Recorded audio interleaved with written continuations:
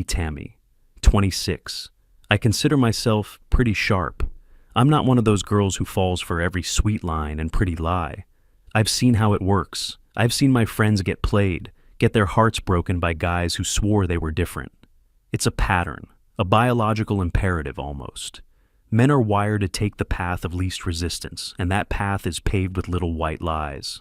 It's not even that they're all evil, they just do it, to avoid a fight, to get out of something, to make themselves look better. It's like breathing for them. So, when I got with Joe, I decided things would be different. I wasn't going to be the naive girlfriend. I was going to be the partner who builds a foundation of what I call enforced honesty. It sounds intense, but it's simple. It's about creating an environment where lying isn't an option because everything is out in the open. Joe is a good guy, really. He's kind, he works hard, he's handsome. But he's still a man. The potential is always there. My best friend thinks I'm a genius. She's always telling me she wishes she had my strength to lay down the law. She says I'm building a relationship that can actually last because it's not based on fantasy. It's based on facts. Our system worked well for the first year or so. It was a process of conditioning, I guess. At first, he was a little defensive. He'd say things like, "Why do you need to know all this?" Or, "Can't you just trust me?" I'd always explain it calmly. It's not about a lack of trust. It's about actively building it. Trust isn't a feeling, it's a series of verified actions. He eventually got it. He learned that the easiest path was just to tell me everything, in detail. Like a few months back, he had a team-building dinner with his work. It was supposed to end at 9 p.m. He texted me at 9:15 p.m. saying he was on his way home. He walked in the door at 9:50 p.m., a 40-minute gap for a 20-minute drive. My internal alarm bells didn't scream, but they definitely chimed. I didn't get angry. I just sat him down on the couch and we had a talk. I asked him how the dinner was. He said it was fine, a bit boring. Standard answer. I then asked him what took him so long to get home. He claimed there was traffic. This is what I call a level 1 lie. Plausible, but lazy. So I started my verification process.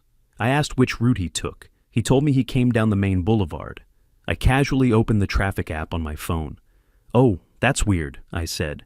"It shows green all the way down the boulevard for the last hour." You could see the flicker of panic in his eyes. Just for a second. That's the moment the truth starts to surface. He backtracked, said maybe it wasn't traffic, maybe he just drove slow, listening to a podcast. I asked what podcast.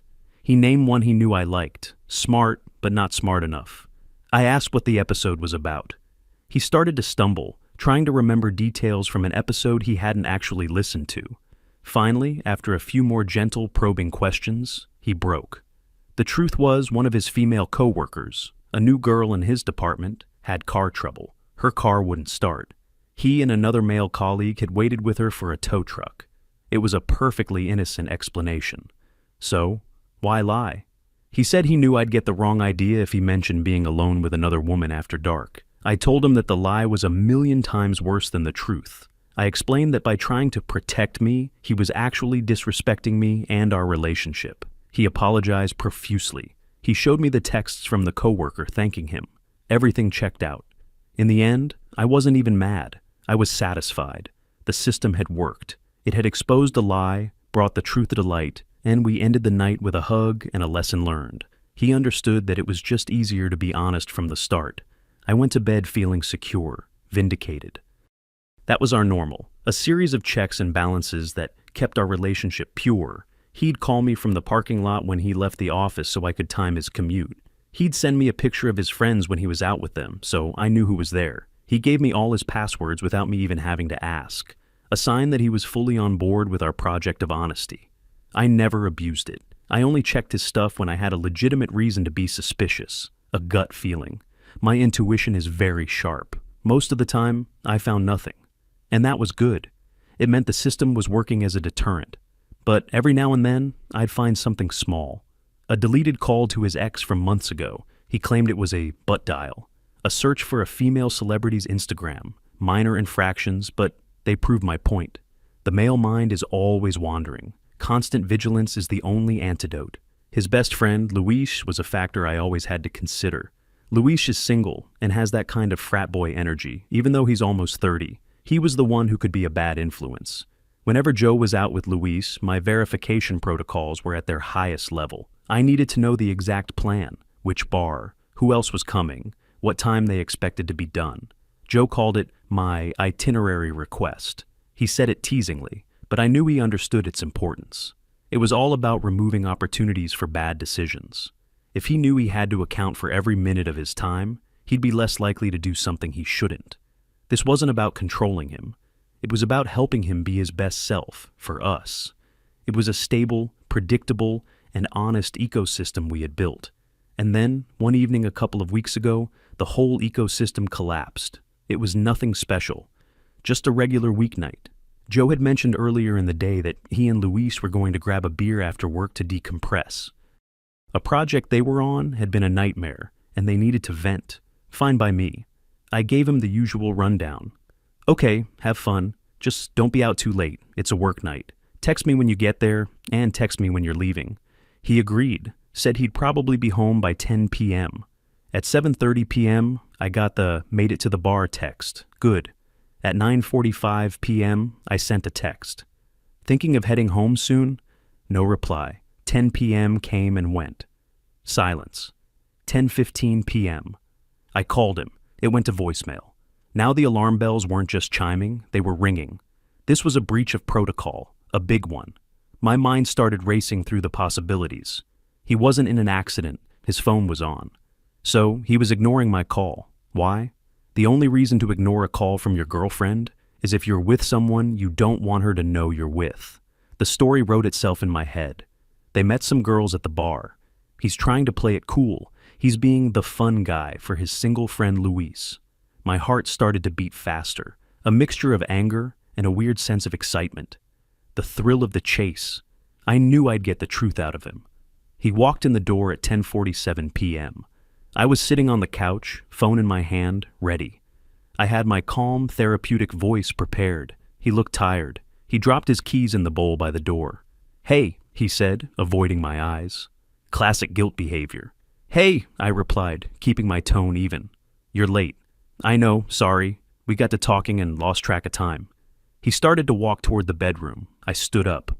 "Whoa, hold on. Let's talk about this." He stopped and turned around, and for the first time, I saw an expression on his face I'd never really seen before.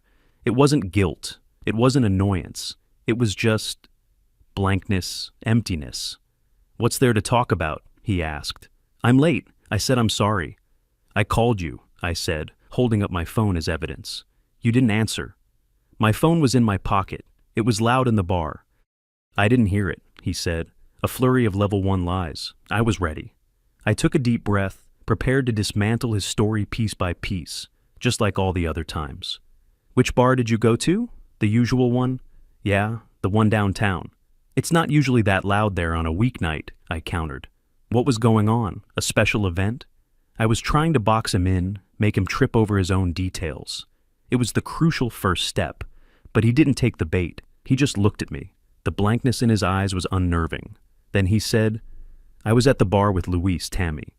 "I know that," I said, my frustration growing. "But I need you to understand that your actions have consequences. When you say you'll be home by 10 and you ignore my call and show up almost an hour late, it makes me think. It makes me worry." "I'm sorry I made you worry," he said. The words were right, but the tone was wrong. It was flat, devoid of any real emotion, like he was reading from a script. "So what happened?" I pressed. "Did you meet someone? Did Luis start talking to some girls and you got dragged into it?"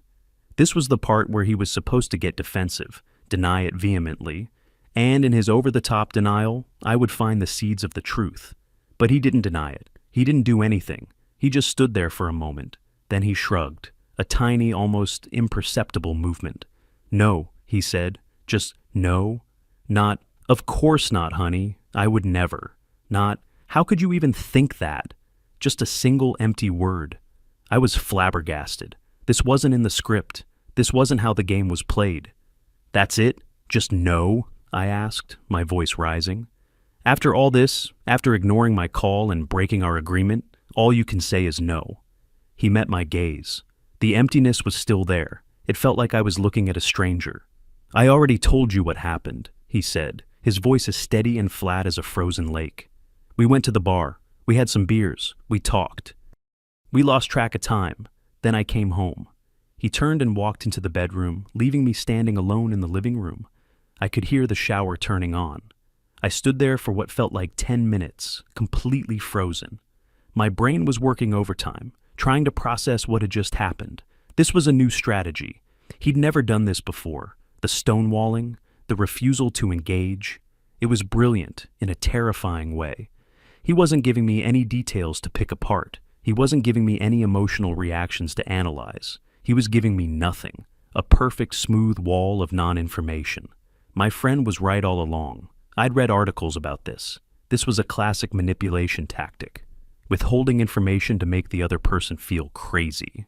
It was a form of toxic masculinity I hadn't encountered firsthand before. He was trying to punish me for holding him accountable. I felt a surge of cold fury. Oh, he wanted to play games? Fine. I knew how to play. I went to bed that night feeling a strange mix of fear and resolve. He had changed the rules of the game, but I would learn the new ones. I would find the truth. I always did. The next morning was surreal. He acted like nothing had happened. He made coffee. He asked me if I needed anything from the store on his way home from work. It was a performance. He was pretending to be the perfect normal boyfriend to throw me off the scent. I played along. I was polite but distant. I needed him to know that I wasn't just going to forget his behavior. Throughout the day, my mind was a whirlwind of theories. The most likely scenario was that he had developed a new, more sophisticated system for hiding his tracks. Maybe Luis was his accomplice, providing alibis. Maybe there was another woman, someone he'd been seeing for a while, and he was tired of the effort of creating elaborate lies, so he'd switched to this new less is more strategy. The more I thought about it, the more it made a terrifying kind of sense. The old Joe, the one who over-explained and got flustered, was easy to read. This new, calm, detached Joe was a black box. When he came home from work that evening, I was ready for round two. I decided to take a different approach. The direct confrontation had failed. Now, I would try a more subtle, investigative method. We were cooking dinner together. I kept the conversation light, talking about my day, about a funny article I read. Then, as casually as I could, I said, "You know, I was thinking about what you said last night, about the bar being loud. Was there a band playing or something?" I was watching his face closely, looking for any micro-expressions, any telltale sign of deception. He didn't even look up from chopping vegetables. "I don't remember," he said. "You don't remember if there was a live band in the bar you were in for 3 hours?" I asked, a hint of incredulity in my voice. "I wasn't paying attention to that," he replied, his tone still perfectly neutral. "I was talking to Luis." It was maddening. Every question I asked was met with a simple, logical, but ultimately unhelpful answer. He was building a fortress around the truth, and every brick was a non-committal statement. I tried another angle. "What did you and Luis even talk about for so long? Must have been something important." "Just work stuff mostly, the project," he said. "For 3 hours? Just work?" He finally looked at me. "Yeah," he said. "It was a stressful week." Then he went back to the vegetables. The conversation was over. He had shut it down again. This pattern continued for days. It was like living with a polite, helpful robot who looked like my boyfriend. All our old rituals of connection, which were really my moments of verification, were gone. He stopped telling me little details about his day. When I asked, he gave one-sentence summaries. He stopped leaving his phone face up on the table. He kept it in his pocket. He wasn't being secretive in an obvious way. It was more subtle. It was an absence of transparency. I felt like I was losing my mind. The lack of data was more stressful than finding a lie. When I had evidence of a lie, I had a problem to solve. I had a puzzle to piece together. I was in control. Now, I had nothing. Just a void of information and a growing sense of dread. My friend told me this was a war of attrition. He was trying to wear me down, to make me so desperate for information that I'd stop asking the hard questions and just accept his non-answers. I told her I would never give up. I was stronger than that. After a week of this Cold War, I knew I had to escalate my tactics. If he wouldn't give me the information willingly, I would have to take it. I waited until he was in the shower. It was a Saturday morning. He usually took a long time. My heart was pounding in my chest as I walked over to his side of the bed. His phone was on the nightstand, charging. I picked it up. My hands were shaking slightly. I unlocked it. We had exchanged fingerprints on our phones ages ago, an early victory in my campaign for transparency. I took a deep breath and started to dig. I went through his texts first. Nothing. His conversations with Luis were all about a video game they were playing. His chats with his mom, messages from his work group. It was boringly normal. I checked his call log. No unknown numbers. No long calls at strange hours. I moved on to his social media. I scoured his DMs on every platform. Nothing. I checked his photo gallery. Pictures of our cat. A few screenshots of recipes. Photos from our last vacation. I even went into his recently deleted folder. It was empty. I sat there on the edge of the bed, staring at the screen, feeling a profound sense of confusion. It was too clean. Impossibly clean. No man's phone is this clean. It was a digital ghost town. My initial thought was one of deep disappointment. I hadn't found the smoking gun I was so sure was there. But then, a new, more sinister theory began to form in my mind. He knew I was going to look. This whole week of stonewalling, this new detached behavior, it was all a distraction. While I was focused on his attitude, he was meticulously cleaning his tracks, deleting every shred of evidence of his betrayal. The clean phone wasn't a sign of his innocence. It was the ultimate proof of his guilt. It showed foresight, planning, and a deep level of deception I had never thought him capable of. The sound of the shower turning off jolted me back to reality. I quickly closed all the apps and put the phone back on the nightstand, exactly as I had found it. I hurried out of the bedroom, my heart racing with a terrifying new certainty. I wasn't just dealing with a casual liar anymore. I was dealing with a master manipulator. My resolve hardened. This was no longer just about saving my relationship. This was about exposing him, about proving that my intuition had been right all along. The game had reached a whole new level, and I was determined to win. I spent the rest of that weekend in a state of hyper-alertness. I watched him. I studied his every move, every word, every subtle shift in his expression. It was like watching a spy in a movie. He was flawless. He played the part of the normal, attentive boyfriend almost perfectly. He suggested we watch a movie. He made popcorn. He put his arm around me on the couch. But I could feel the difference. It was a performance. There was no real warmth behind it. It was a calculated effort to lull me into a false sense of security. I played along. I leaned into him. I laughed at the funny parts of the movie. But inside, my mind was a supercomputer, analyzing everything. The way he angled his body slightly away from me. The way he checked his phone when he thought I wasn't looking, even though I knew there was nothing to see on it. It was the habit of a cheater. I felt like a detective on the verge of cracking a major case. My best friend was my only confidant. I told her about the meticulously clean phone. She was horrified, but not surprised. "Of course," she said. "That's exactly what a guilty man would do. He's not just cheating, Tammy. He's mocking you. He's leaving a clean phone as a message to make you doubt yourself." Her validation was like a shot of adrenaline. I wasn't crazy. I was seeing things for what they were. I decided my next move had to be more creative. His digital life was a dead end. I had to look for evidence in the physical world. On Monday, I told him I was feeling unwell and was going to work from home. He showed the appropriate amount of concern. He offered to stay home with me. A clever move to try and thwart my investigation. But I was one step ahead. I insisted he go to work, that I just needed to rest. As soon as I heard his car pull out of the driveway, I launched Operation Deep Clean. I started in our bedroom. I went through his drawers, his closet. I checked the pockets of every pair of pants, every jacket. I found nothing but old receipts and lint. I looked under the mattress, behind the headboard. Nothing. I moved to his car. I spent a full hour searching it. I looked in the glove compartment, under the seats, in the trunk. I even checked the spare tire well. I found a few stray French fries and an old map. It was another dead end. I came back inside, feeling a fresh wave of frustration. He was good. Incredibly good. I sat at the kitchen table, trying to think like him. Where would he hide something? Where would I never think to look? My eyes drifted to the bookshelf in the living room. It was filled with his old college textbooks and fantasy novels, a place I never paid any attention to. I walked over to it and started pulling books out one by one, shaking them, fanning through the pages. In the third book I checked, a thick, dusty tome on some obscure historical subject. A small piece of paper fell out. My heart leaped. This was it. I picked it up. It was a receipt. It was from a coffee shop on the other side of town, a place we never went to. The date on it was from the previous Tuesday, the day of the infamous Beer with Luis night. The timestamp was 7:15 p.m. He had texted me at 7:30 p.m. saying he had made it to the bar. But the most damning detail was the order. It was for 2 lattes. Joe doesn't drink lattes. He drinks black coffee or beer. I'm the one who drinks lattes. Or perhaps another woman. I held the receipt in my hand.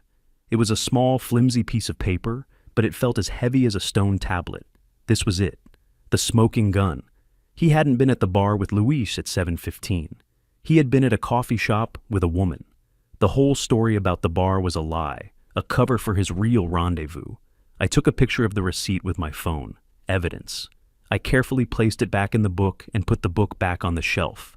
I didn't want him to know I had found it. Not yet. The timing had to be perfect. The rest of the day, I felt a strange sense of calm. The uncertainty was gone. Now I had a fact. A hard piece of evidence that he couldn't explain away with a one-word answer. When he came home from work, I was perfectly pleasant. I asked about his day. I didn't let any of my discoveries show on my face. I was going to let him dig his own grave a little deeper before I buried him in it. A few days passed. I waited for the right moment. I wanted to confront him when he was relaxed, unsuspecting. Friday night seemed perfect. We had ordered a pizza. We were sitting on the couch, watching a show. It was a picture of domestic tranquility, a complete lie. During a commercial break, I turned to him with a curious expression. "Hey, random question," I said, my tone light and breezy. "You know that coffee shop, The Grind, over on the west side? Have you ever been there?" I saw it, a flicker, a tiny, almost imperceptible tightening around his eyes. "I don't think so," he said, turning his attention back to the TV. "Why?" "Oh, a coworker was just telling me they have the best lattes," I said. "I was thinking we should check it out sometime." "Sure," he said, his voice a little too casual. He was lying. He knew exactly what place I was talking about. I let the topic drop. I had planted the seed. Now I would let it sprout. The next step in my plan involved Luis. He was the accomplice. He had to be. His text message, forwarding my query to Joe, was proof that they were in this together. I had to find a way to break their alliance. I knew Luis was proud of his car. It was his baby. He was always posting pictures of it. On Saturday, I told Joe I was going to meet my friend for lunch. Instead, I drove to the neighborhood where I knew Luis lived. I parked down the street and waited. It was a long shot, but my intuition was on fire. After about an hour, I saw Luis come out of his apartment building and get into his car. I followed him. He drove to a local park. He got out of his car and started walking toward a group of guys setting up for a game of flag football. This was my chance. I waited until he was out of sight. Then I drove up and parked behind his car. My heart was hammering against my ribs. This was crazy. This was crossing a line. But I had to know the truth. I got out of my car and walked over to his. I had a small nail in my pocket. I bent down by his front passenger side tire. I could hear the cheers from the football game in the distance. My hand was shaking as I pressed the nail into the tire's sidewall. I didn't puncture it completely, just enough to create a slow, undeniable leak. I stood up, my task complete. I felt a sick thrill, a sense of power. I got back in my car and drove away. I went home and waited. I was playing a dangerous game, but the stakes were too high to back down. Around 5 p.m., my phone rang. It was Joe. "Hey," he said. "Weird question. Are you anywhere near Central Park?" "No, I'm home," I said, my voice a perfect imitation of innocence. "Why?" "Luis is stuck there. He got a flat tire and he doesn't have a spare. I was going to go help him, but I'm in the middle of a project here at home. I was just wondering if you were closer." It was working. It was all falling into place. "Oh, that's terrible," I said with genuine sounding sympathy. "No, I'm sorry, I can't help. I just got out of the shower." "Okay, no problem. I'll figure something out," he said, and hung up. I sat there, a smile spreading across my face. I had successfully isolated the target. Now that Luis was distracted and out of the picture, it was time to close in on Joe.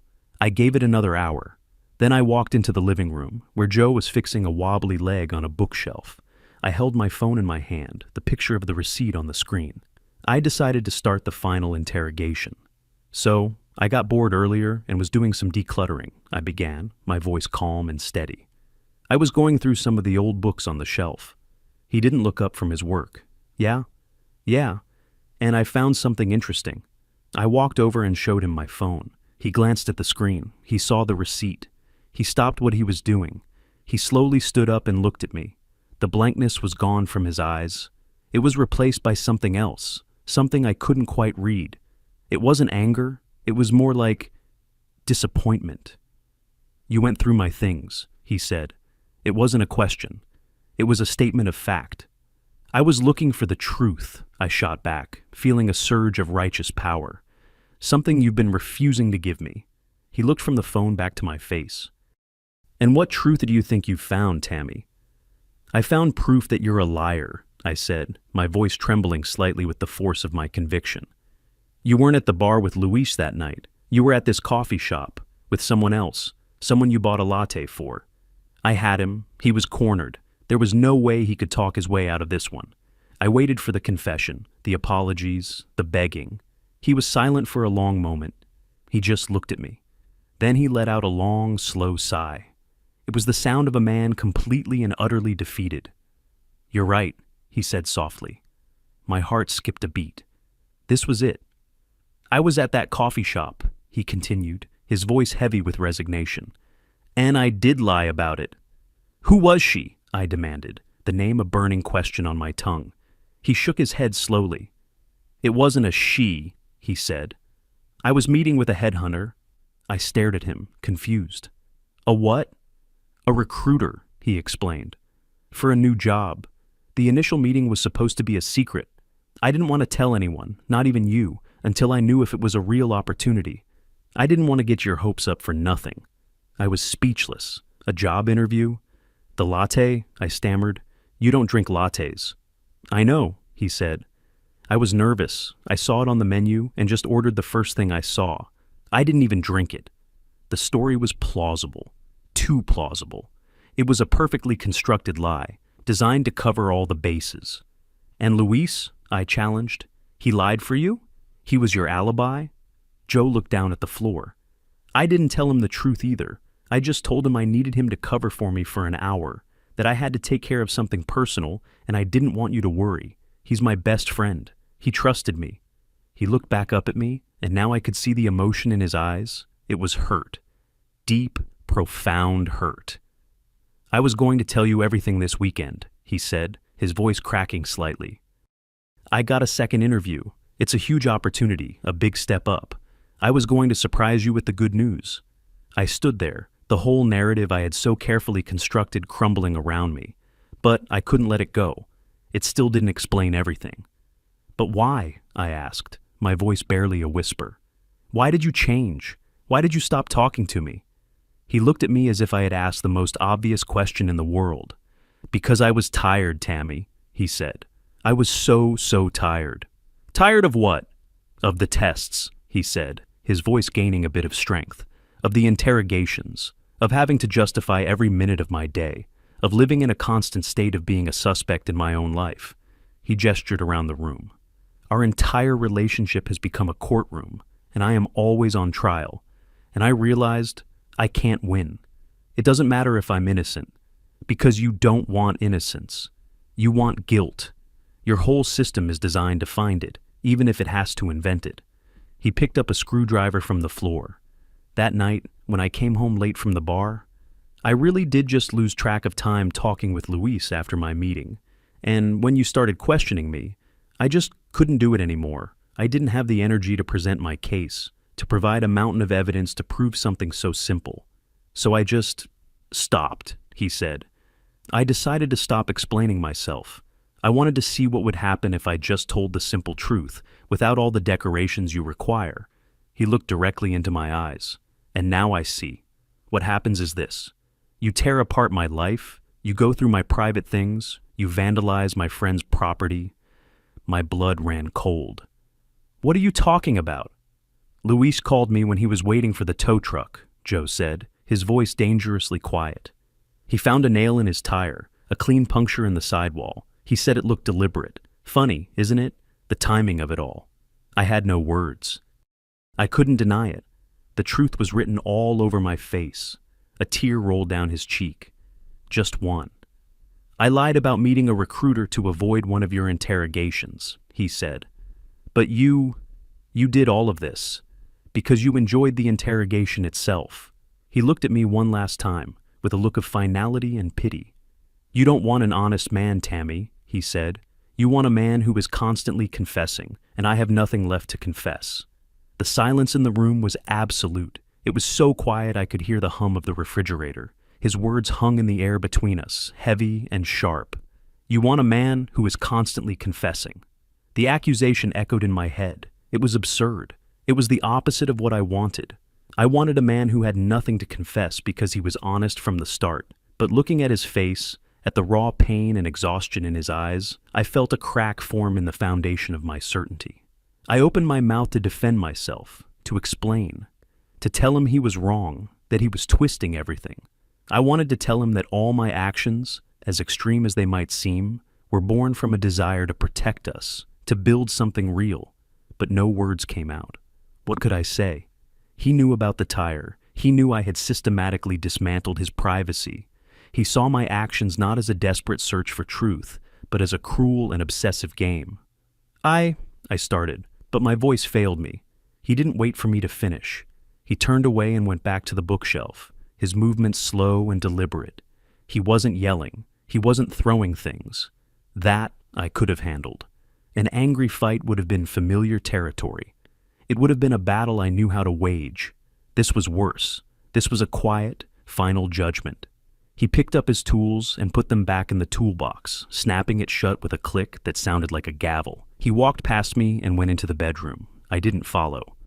I just stood there, rooted to the spot in the living room, feeling the room tilt on its axis. I heard drawers opening and closing, the soft sound of clothes being folded, the zip of a duffel bag. The sounds were so mundane, so normal, but they were the soundtrack to the end of my world. He was leaving. It was actually happening. A wave of panic, cold and sickening, washed over me. No, this wasn't how it was supposed to end. The plan was for him to break down, confess his infidelity, and then we would work through it. I would be hurt, but I would be magnanimous in my forgiveness. Our relationship would be stronger, rebuilt on the ashes of his lies. But he wasn't confessing to infidelity. He was accusing me. He had flipped the entire script. He walked out of the bedroom a few minutes later, with a bag slung over his shoulder. He didn't look at me. He walked to the front door and picked up his keys from the bowl. The reality of the situation finally hit me with the force of a physical blow. "Wait," I said, my voice hoarse. "Joe, wait. You can't just leave." He stopped, his hand on the doorknob, but he didn't turn around. "What do you want me to do, Tammy?" he asked, his back still to me. "Stay here and wait for the next test? Wonder what you'll do next time I'm 5 minutes late? Worry that you're going to call my boss to verify my lunch break?" "It won't be like that," I pleaded, taking a step toward him. "I understand now. I went too far. I can change." He finally turned to face me. The look on his face was one of profound sadness. "No, you can't," he said, and there was no malice in his voice, only a deep, weary conviction. "This isn't just something you do. This is who you are. You see the world as a hostile place full of liars, and you think the only way to survive is to be the chief interrogator." "That's not true," I sobbed, tears finally starting to stream down my face. "Isn't it?" he asked gently. "Think about it. In our entire relationship, has there ever been a moment where you've just trusted me without needing proof, without a nagging feeling that there was something more you needed to uncover?" I tried to think of one, but I couldn't. Every memory of trust was attached to a verification that had cleared him. My trust was never a gift. It was a verdict I delivered after a thorough investigation. "I love you," I said, the words feeling clumsy and desperate. He gave me a sad, small smile. "I know," he said. "That's the craziest part. I think you actually do, but your love feels like being in a cage, a very well-monitored, secure cage, but still a cage." He opened the door. The hallway light spilled into our dim living room. "Where will you go?" I asked, my voice small. "I'll stay with Luis for a while," he said. "He probably won't be too happy about it when I tell him what you did to his car, but I think he'll understand." The mention of Luis was like another twist of the knife. I had tried to isolate Joe, and in the end, I had only succeeded in isolating myself. I had one last card to play, one last-ditch effort. "So, what about the job?" I asked. "The new opportunity? You're just going to throw that away?"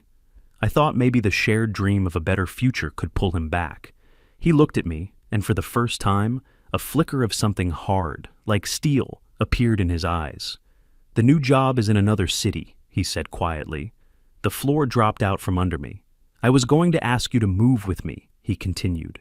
"But how could I? How could I ask you to come to a new city where you know no one, where you would have no one to rely on but me, the person you are fundamentally incapable of trusting?" He shook his head. "It wouldn't be a new start for us. It would just be a new, smaller prison for you to patrol." He didn't say anything else. He just looked at me for a second longer, a look that I would replay in my mind 1,000 times. It was a look of goodbye. Then he turned and walked out, closing the door softly behind him. I stood there in the empty apartment, listening to his footsteps fade down the hall. I didn't cry anymore. I was numb. I walked over to the couch and sat down. The pizza we had been eating was still on the coffee table, half eaten. The TV was still on, playing some mindless sitcom with a laugh track. It felt like a scene from someone else's life. I thought back to the beginning, my system, my project of enforced honesty. It had all made so much sense in my head. It was logical. It was scientific. It was designed to prevent the very heartbreak I was now experiencing. My methods were supposed to expose the liar. But what if there was never a liar to begin with? What if I had taken a good, honest man and put him under so much pressure, subjected him to so much suspicion, that I had forced him to lie just to get a moment of peace? The lie about the headhunter? He did that to avoid the inevitable interrogation. A lie born not of deceit, but of exhaustion. And when he got tired of even that, when he decided to just stop playing the game, I hadn't seen it as a move toward honesty. I had seen it as a declaration of war. I had been so obsessed with searching for his toxic behavior that I had been completely blind to my own. My friend's voice echoed in my head, all her validation and encouragement. "You're a genius, Tammy. He's mocking you." It's a war of attrition. She wasn't my confidant. She was my echo chamber. She had cheered me on as I drove my own relationship off a cliff. I picked up my phone to call her, to scream at her, to blame her. But I stopped. It wasn't her fault. It was mine. I was the one who had flattened a human being into a theory. I had stripped him of all nuance and complexity and turned him into a walking, talking stereotype. Man, the liar. And when he refused to play the part I had written for him, I had destroyed everything to try and force him back into that role. The truth wasn't that he had broken me by telling the truth. The truth was that I had broken myself with my own lies. The lies I told myself about control and trust and what it really means to love someone. I sat there in the dark for a long time. The laugh track on the TV kept playing, a hollow, mocking sound in the crushing silence of my new reality. I had won. I had finally found the truth. The truth was that I was completely and utterly alone.